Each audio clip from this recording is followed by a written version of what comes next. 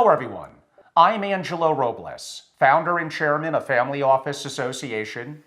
My podcast is Effective Family Office, and my book, Effective Family Office Best Practices and Beyond, just released. We hope you have a chance to learn a little bit more and hopefully purchase. I'm joined today by Mark Haltsema, advisor to global single-family offices. On that subject a little bit of quote-unquote groupthink, and my audience knows, big fan of Ray Dalio and some of his amazing principles. His new book out, by the way, is great. We highly recommend it.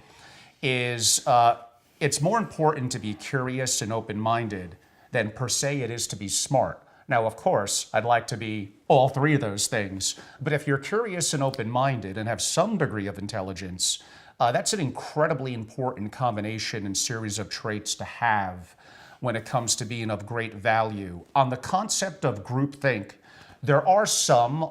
George Lois, the famous advertising professional that the show with Draper's character at Mad Men was based on, and I believe even Jeff Bezos are a believer in kind of the two pizza rule, where if we're going to work late as a group and we need more than two pizzas, we have a group that is too big.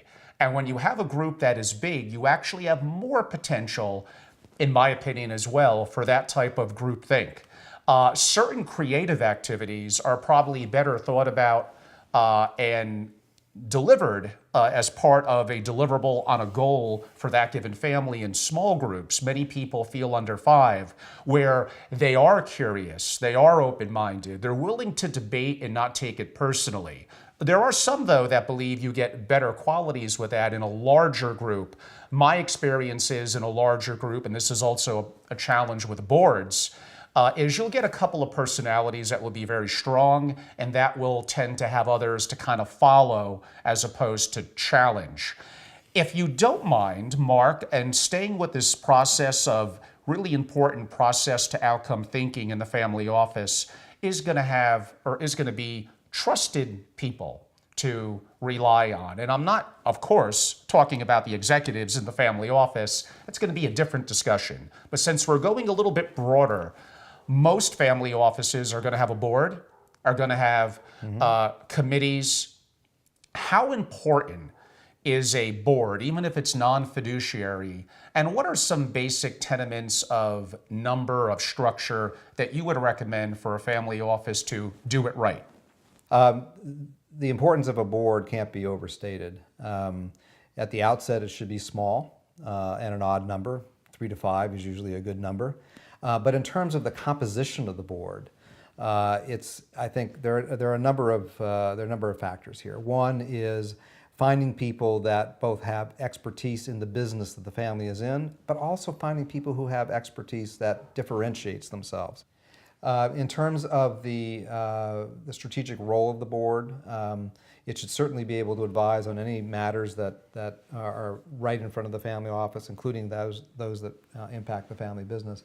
But again, depending on the complexity of the family office, some of the boards may have subcommittees. They certainly have a subcommittee that focuses on investments, but you should also you may have a subcommittee that focuses on philanthropy. You may have a subcommittee that focuses on audit, a subcommittee that focuses on family education, okay? Sometimes a subcommittee would be a great idea if the family is committed to involving the next generation in the operations of the family office. It may be a little premature to have next generation or millennials on the operating board, but certainly to have a voice within the organization as part of a subcommittee may make a lot of sense. I'm Angelo Robles, founder and chairman of Family Office Association. Effective Family Office is my podcast, and my book of the same name, Effective Family Office. We hope you enjoyed our video podcast and our series of video podcasts as well.